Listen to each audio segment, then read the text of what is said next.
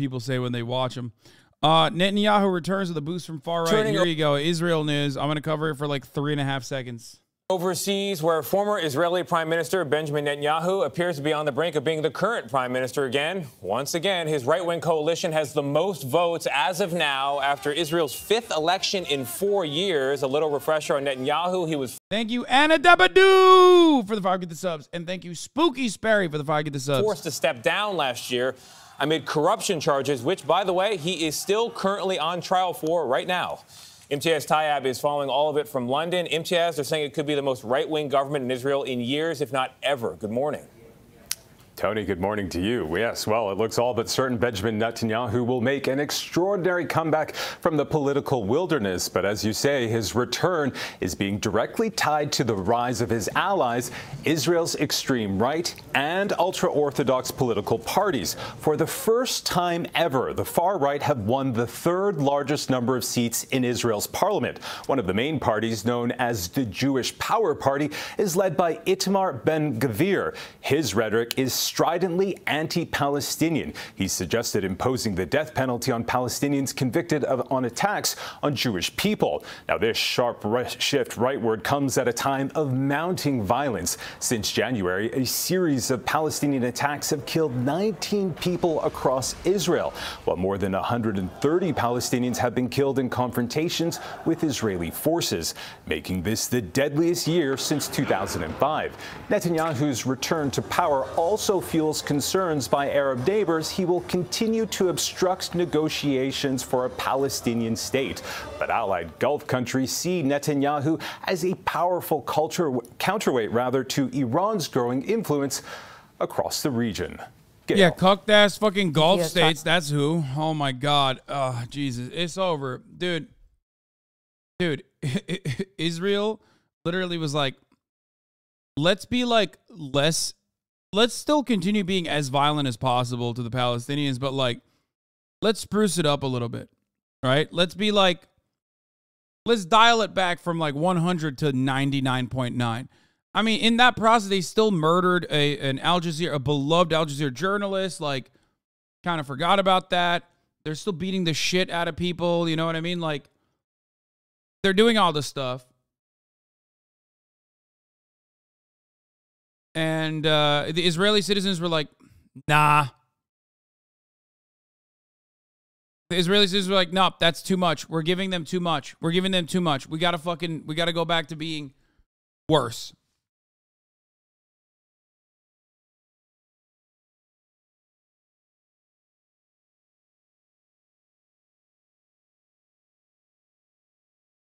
Yeah. I mean, there's nothing you can do. It's just the far right is rising all around. Israel's no different. Let's look at a little bit more into Ben-Gvir though, who is a fucking another round of elections, another demon. set of even crazier, even more extreme candidates. And no, I'm not talking about next week's midterms here in the United States. I'm talking Israel, where they just had their 5th parliamentary elections in less than 4 years.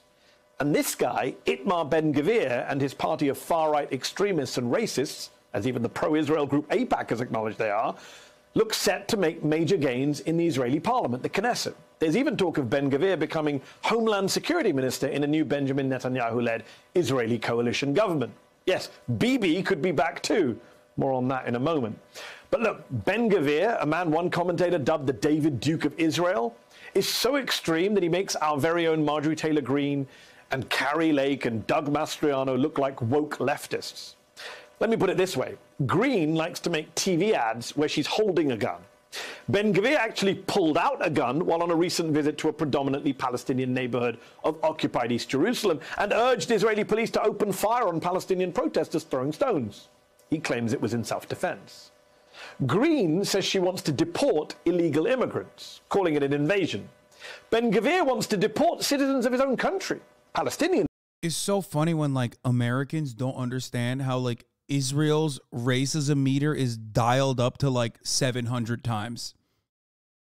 Because like for you, you just look at Israel and you're like, oh, what? There's like, you know, some gay people there, nice beaches. They're just having fun. Like, because American media never covers the absolute fascist psychopathy that goes on in the Knesset.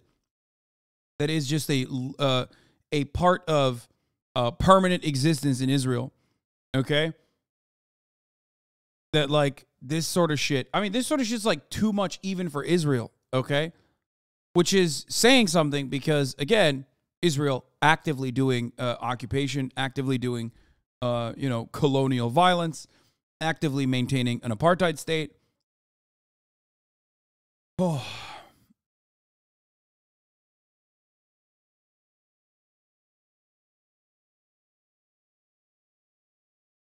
Damn, bro, back with the anti-Semitism. Yeah, we're popping. Why don't we stop them? Wait, what? They're killing Palestinians. Why the fuck would America stop that? What? America loves Israel's operations in the Middle East. What the fuck are you talking about?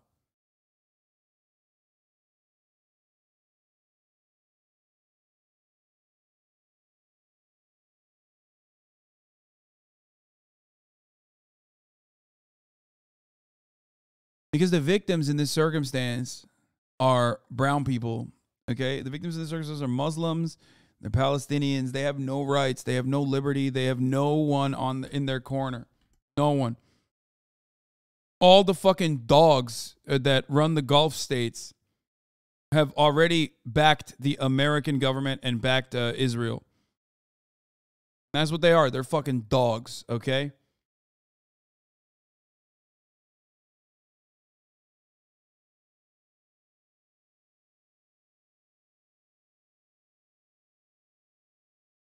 I'm 17 and serving the Israeli military is mandatory for about 3 years. They start drafting you at 18 and you really can't do anything about it. Even if you object to occupation and conscientiously object serving, basically doing war crimes for 3 years, they put you in jail for at least a year as a tactic to insert fear. Yeah. My favorite Taylor Swift account actually quite literally went to jail for being a conscientious objector. Citizens of Israel, that is. Those who he says oppose the state of Israel or are... But you understand this hate didn't grow out of nowhere. Yeah, motherfucker, I know the long history of Israel's colonial actions backed by and promoted by other colonial powers like, England, the British Empire. Yeah, I know. It's called the Nakba. That's where the resentments began. And that was the first strike, I would say. Or you can go before the Nakba as well. But the Nakba was the first big blow, 1948. Purging the fucking country of Palestinians and then taking their fucking houses.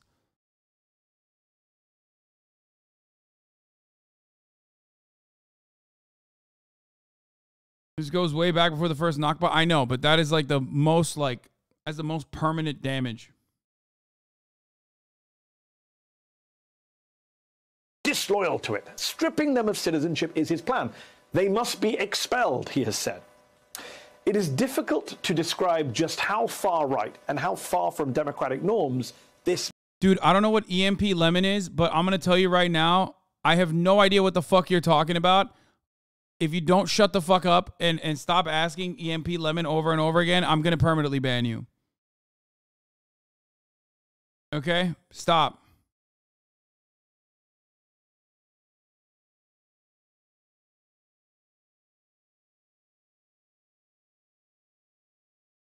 Man is.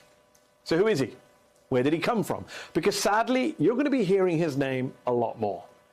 Ben-Gvir came to fame in Israel as a mere 19-year-old back in 1995 in the wake of the Oslo Peace Accords, when he appeared on television holding a Cadillac emblem that he claimed to have ripped from then Prime Minister and Israeli peacemaker Yitzhak Rabin's car.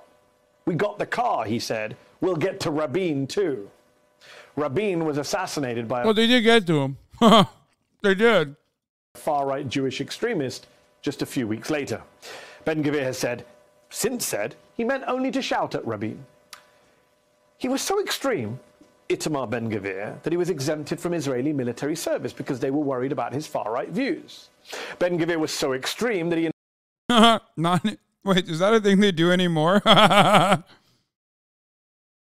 This is when... I would put this in the... This is when Israel was like acting like they gave a shit about a two-state solution era. Shouts out to Bibi Netanyahu, by the way. for quite literally just going, fuck that shit. I remember a time and place where the Israeli government would say, oh man, they're bulldozing in occupied territories in the West Bank. They're bulldozing places. Oh, fuck. I guess don't do that. Don't do that. We won't give you military support if you do that. That is long gone, baby. 20 fucking years. Is Bibi the same as Benjamin Netanyahu? Yes, he is. Long gone. It's not gone? What do you mean?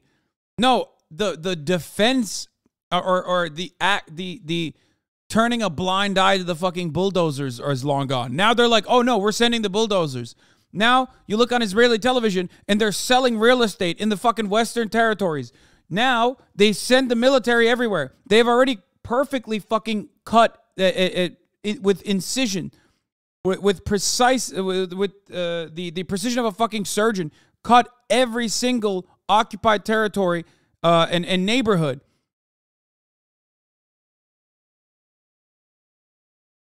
Yeah, I mean, IDF did do this. You're right. The IDF ran over a peaceful American protester with a bulldozer in broad daylight.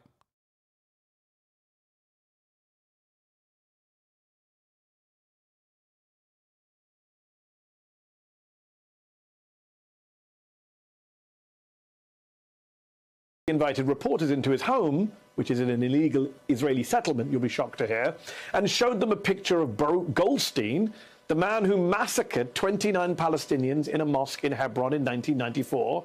He showed them a picture of him hanging on his living room wall. In fact, Ben-Gvir and Goldstein were both members of that same racist party, the KAK party, founded by the late extremist Rabbi Meir Kahane, who wanted to expel all Arabs and turn Israel into a theocratic state. Today, Ben-Gvir heads the Jewish... Like, that's just so normal now. Like, even if people still say, no, he was an extremist, it's like when fucking Republicans say, like, no, the KKK, those guys are crazy. But then literally believe everything the KKK also believes. You know what I mean? That's basically like the Israeli right now.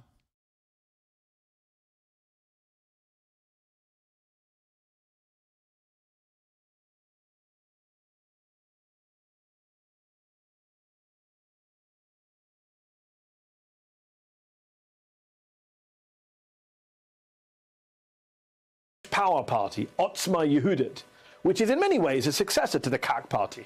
Oh, and he's also a practicing lawyer, an attorney for some of the worst people. As one Israeli news website points out, in his job as a lawyer, Ben-Gvir has represented numerous Jewish Israelis accused of conducting violent attacks against Palestinians, including the convicted murderer of the Dawabshe family who were burned in their home.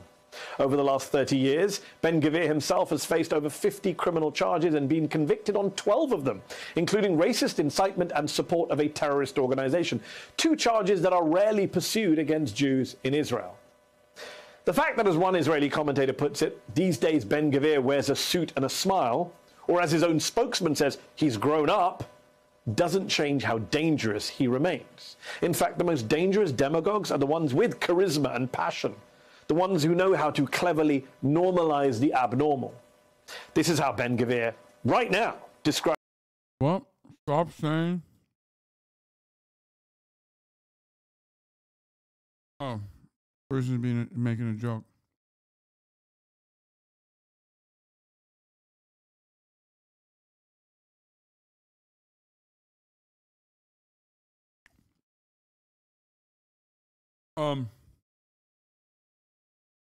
The fact that Ben-Gvir was not drafted due to his extreme beliefs makes total sense once you consider that a huge chunk of the soldiers voted for him.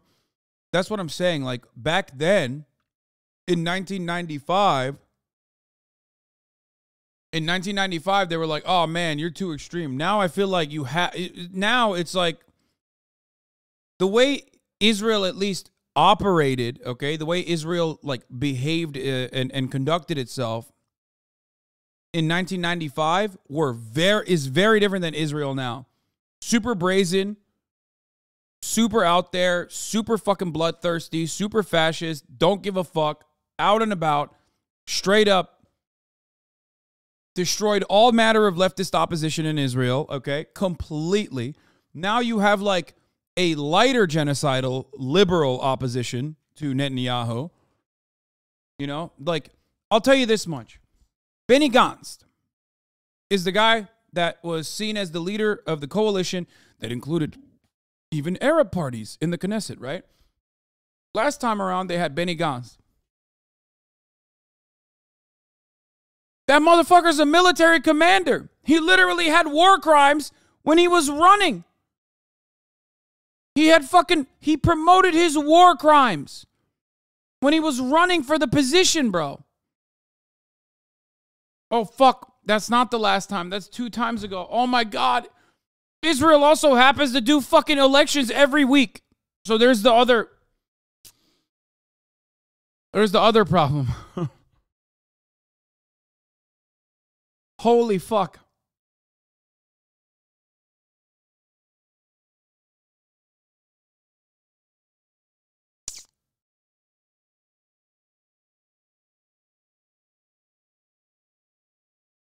Do you think Hamas is an actual threat to Palestine? What do you mean an actual threat to Palestine?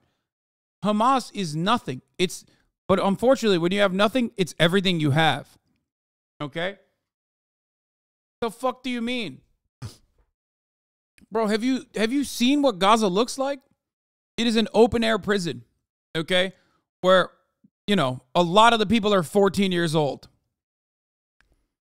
Some of the highest population density, never-ending bombing campaigns within Gaza.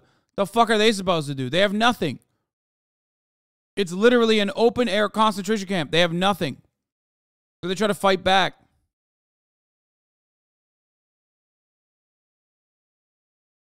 On the other side, in the Western Territory, in the West Bank, you have a complete feckless, neutered Palestinian leadership that almost all Palestinians universally agree sucks ass.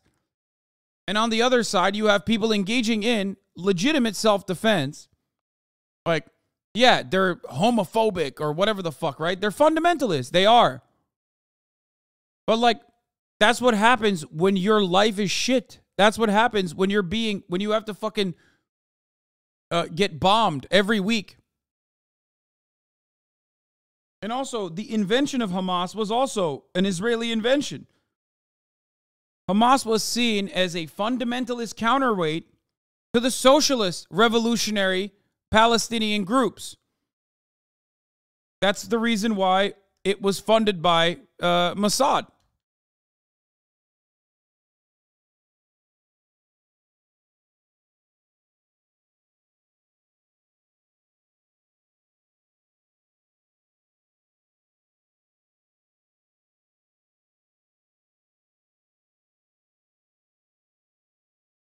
You know?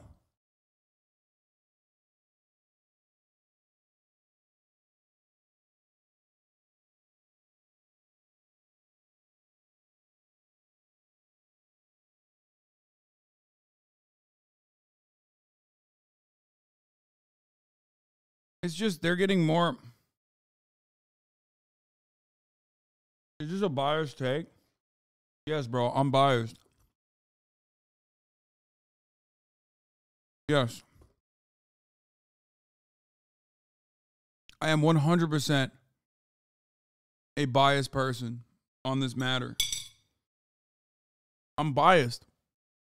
I'm biased towards Palestinian liberation. I'm biased towards Palestinian emancipation. When I see a statistic like 91% of teenagers living in the fucking Gaza Strip have PTSD as a consequence of endless bombing campaigns, I can't help but feel like the people doing those war crimes should be held accountable, but never will.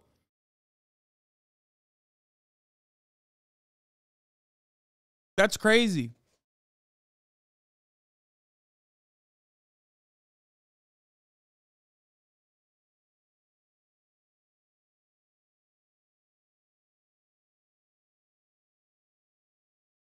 Isn't it odd how much this take intersects with the material conditions behind the 1350 myth? Just like the position is consistent or something? Yeah, when you have nothing, Hamas is the only thing you have that is like providing some semblance of retaliation to a country that took your territory, robbed you of your home, and is literally routinely bombing you.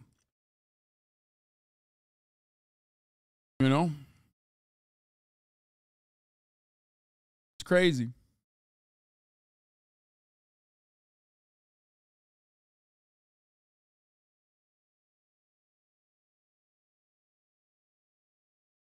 And they're doing this in the fucking West Bank too. Didn't the IDF also kill Turks trying to break? Yeah. Mavi Marmara. Yes. Israel is so brazen with its fucking war crimes that it straight up got away with murdering a bunch of Turkish people who were on a humanitarian mission, who pushed through the blockade to deliver food and aid to Gaza. And they fucking drop shipped into it with a helicopter and butchered every single humanitarian on that ship. And then they turned around and they were like, they had guns on the ship. They showed those guns. It's fucking knives. They put butter knives on there against the Israeli machine gun fire and the helicopter. Yeah.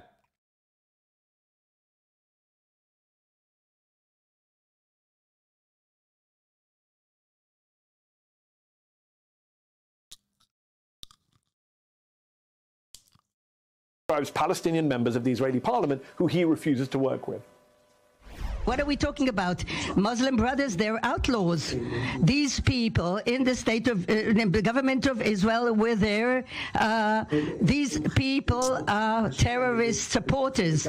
These people support the fact that any Jew who lives here will live under some sort of an Islamic regime. They are a danger, an enemy, so I don't sit with Basur Abbas. And yet, to quote the Washington Post, Ben-Gvir has gone from political untouchable in Israel to marquee attraction. How? Thanks to Benjamin Netanyahu. Yeah, Benjamin Netanyahu, not even in this last election cycle, but in general, over the course of the past fucking 20 years when he was in power, has turned Israel into somehow even more of a bloodthirsty nation. Okay? A nation that was built, most nations are built on bloodshed. Let's be fucking real, right? But Israel's development is so recent, and Israel's development is such an obvious fuck you to everyone else that was living in that region, where, like, obviously the last imperial superpower decided to, as it was getting out of the fucking way of the next imperial superpower, decided to do something that was immensely brutal and unjustifiable to the people that were living in an area. First, they went to the landowners and said, hey, we're going to buy these lands off of you, okay? And you're just going to do mass evictions. Then, that wasn't enough. Then they went directly to the fucking homes and killed people. And to this fucking day, they say,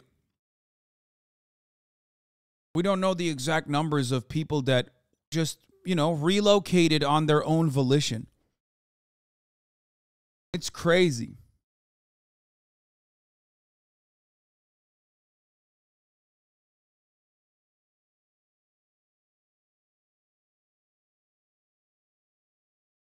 Anyway.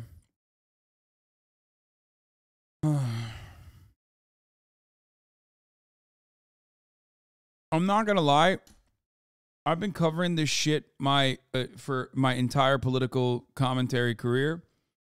And up until the last lawn mowing operation, that's what they call it, cutting the grass, when they go into fucking Gaza and they bomb it. You know, just to keep them down a little bit, just to help them recognize their place. Last time when this happened, even the internet was like, holy fuck, dude, this is unimaginable cruelty. That was the first time in my entire life, in my entire career of engaging in political commentary. This is the first time I ever saw widespread condemnation against Israel's unjustifiable and inhumane actions towards Palestinians.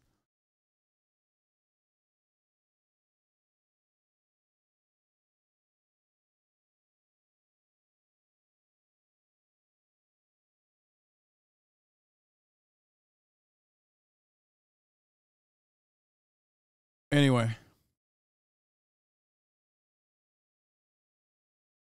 Honestly, it's fucking shameful that a few descendants of Holocaust survivors are repeating the sins that were wrought upon them. Disgusting. First of all, there's plenty of Holocaust survivors and their descendants that do not appreciate the actions of Israel. So don't do that. Don't say that. That's not true. There are plenty of Jews that do not believe that the actions of Israel are justifiable.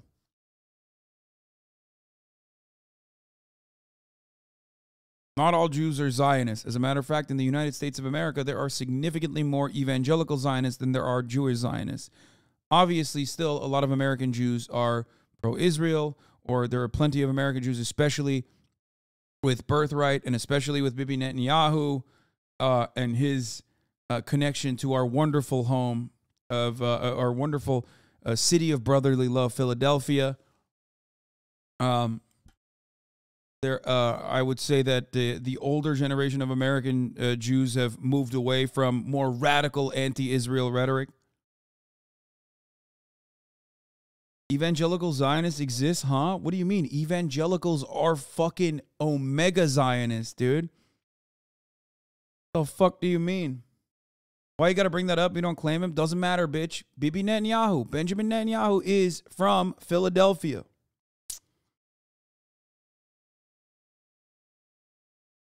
That's true. He's a Philly ass motherfucker, bro. That's true, dude. He is. People are, dude, I love, whenever I talk about like Benjamin Netanyahu or anything like Israel related, people just don't know anything about it. There's like Jewish Americans who are like, what the fuck are you talking about? Like, they just don't know. Whenever I talk about like Benjamin Netanyahu, for example, is a Holocaust revisionist, people are like, what? No way. Yeah.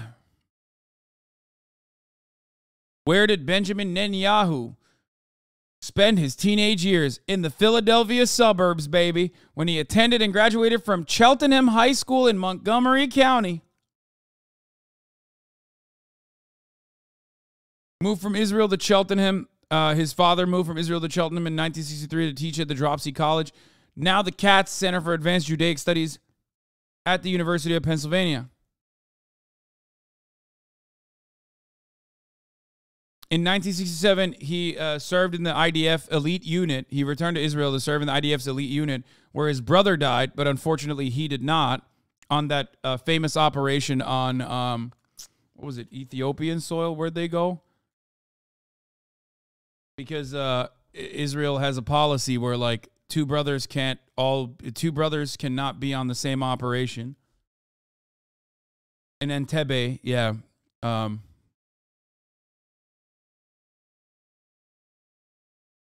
In Uganda.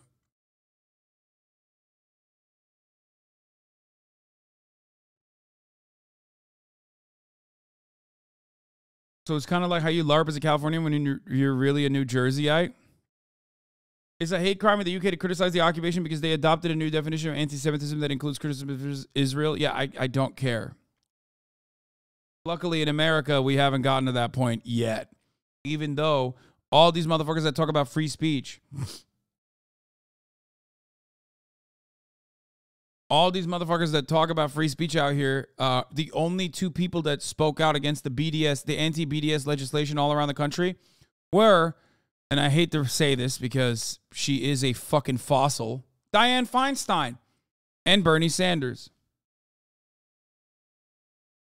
That's right. For those of you who don't know, Dianne Feinstein and Bernie Sanders are the only two, like, mainstream Democratic politicians, or just mainstream politicians in general, that spoke out against anti-BDS legislation. Fun fact for all of you.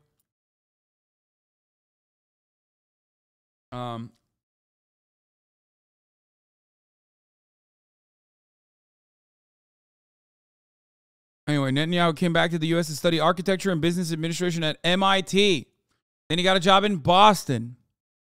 But he went to Israel following the death of his eldest brother, who was killed in attempting to free hostages from the hijacked Air France airliner in Uganda. And that's it.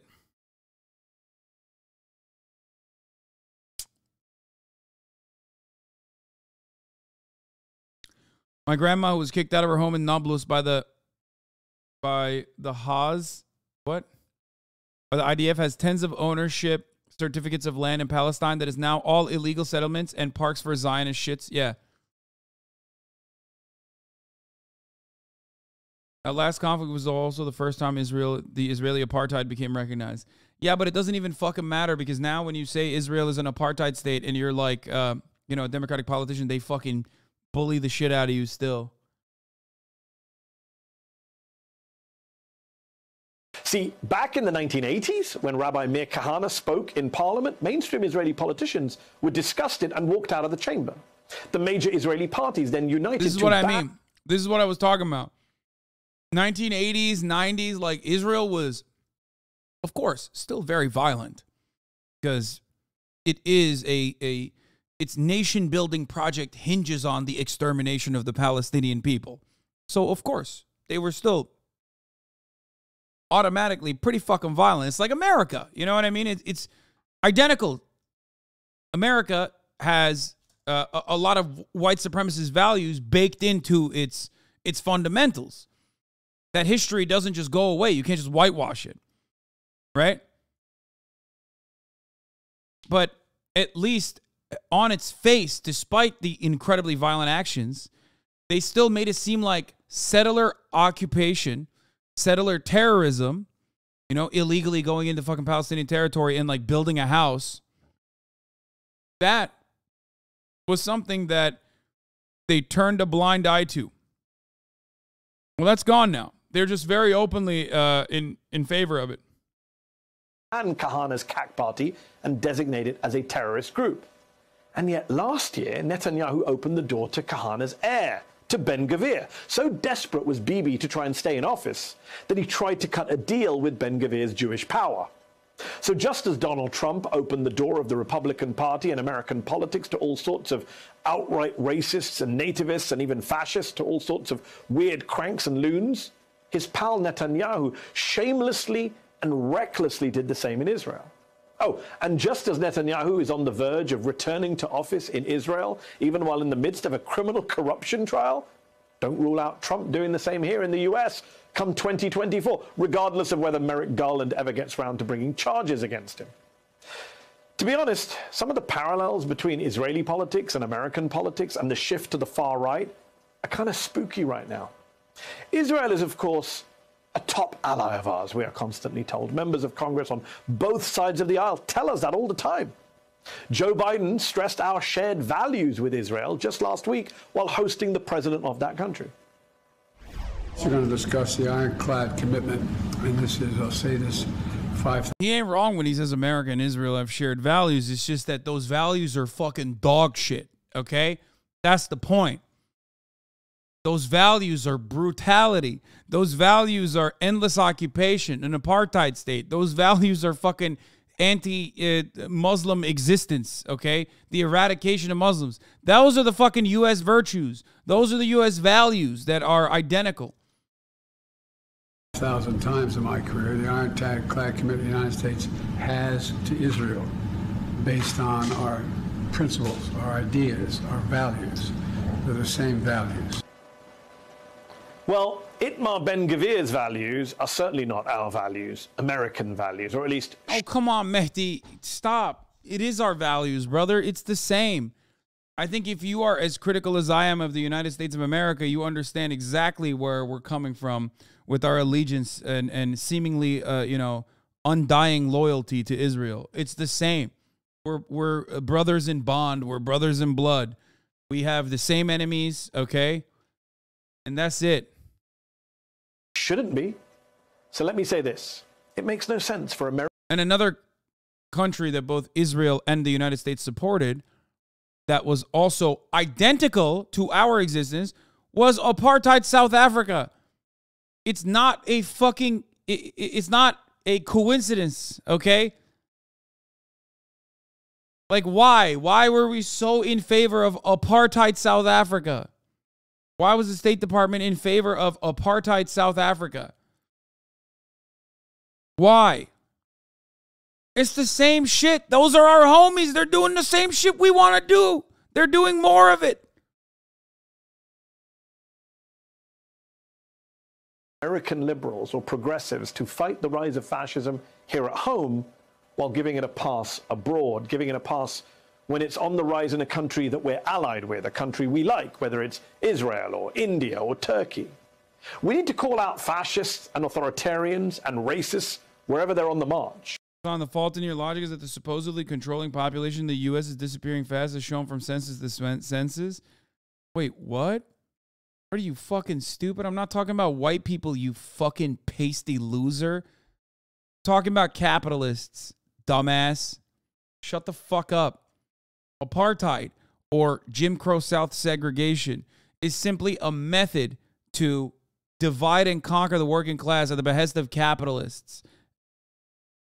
God damn, bro. Motherfucker just came in and immediately started doing great replacement theories.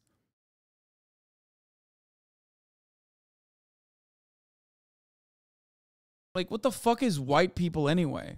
Okay? What is white people? It just means people in power, okay? Wherever they're in power or on the verge of acquiring power, and whether they're Christians, Jews, Muslims, or Hindus. Joining me now to discuss what's happening in Israel is lawyer and political analyst Diana Boutou. She's a Palestinian with Israeli citizenship, was a former spokesperson. Their logs are fucking cooked. You say European Americans? Shut up. No shot, brother. Maybe the birth rate is too high. Brother always eating on stream. Wait, you're saying the population group that's fading away faster than any other group in history? European Americans are actually aiming to exterminate others? Wait, we gotta unban this motherfucker. I need to hear more. European American, excuse me. What's a European American? This guy literally was like, I don't even want to care. I don't even want to act like Hispanics are white. Okay. I don't want to act like there are white Hispanics. He just said European Americans, which, by the way, not Spain, though. You know what I mean? When I say white Hispanics, I'm not talking about Spanish people. I'm talking about fucking, you know, white Hispanic people that live in Latin American countries.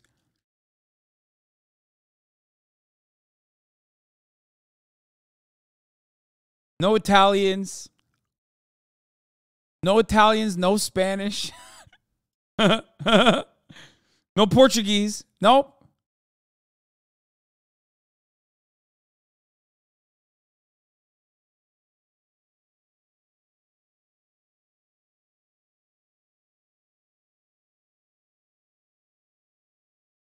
I love when dudes will go back to like Benjamin Franklin era racism and they're like, yeah, the Germans are too swarthy. You know what I mean? We need the real legacy Americans.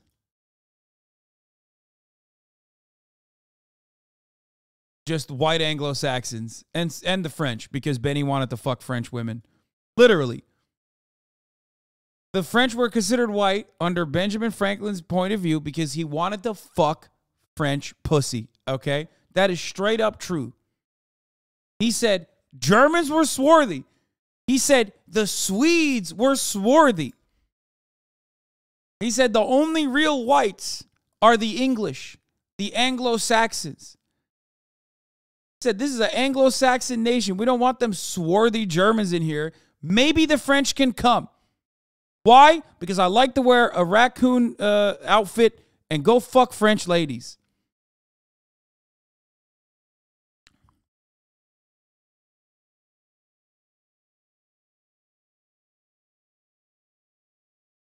Everything I said is true.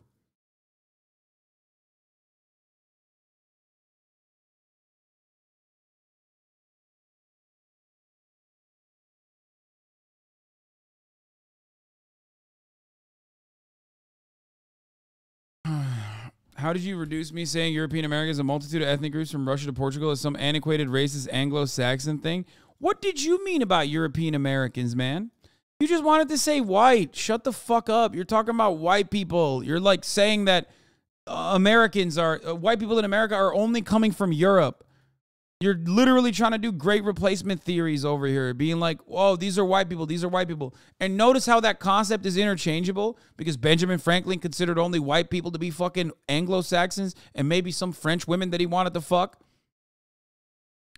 The point is, whiteness is a fucking concept that is absolutely made up, that is built around maintenance of power, okay? That's why you said European Americans instead of saying white, but we know what you mean.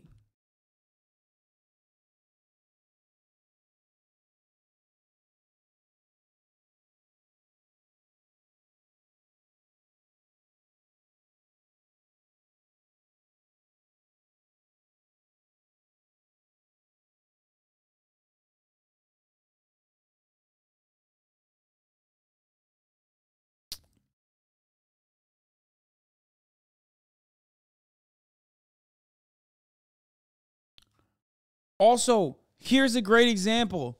How do white people disappear? Well, I'll tell you how. You're going to say immigration. But there's another way that white people disappear. It's called race mixing, miscegenation. Are you against race mixing and miscegenation? Is that what you think is bad? They're not being replaced. They're just not as fucking psychotically obsessed with racial purity. They're not cousin fucking as hard as you and your dumbass cousin fucking ancestors were, I guess. I'm from the EU. Sorry, I don't understand how this was controversial. There are Asian Americans. There are so many European Americans. This was not coming from a weird angle. Oh, he's just European, bro. Yeah, think about whatever European country that you're in, okay? It's the same shit. Think about Muslim immigration instead of other forms of immigration, I guess. The real disappearance and the real replacement that nobody fucking talks about is the top of the hour ad break. And the only way to make that disappear and replace is by subscribing for $5.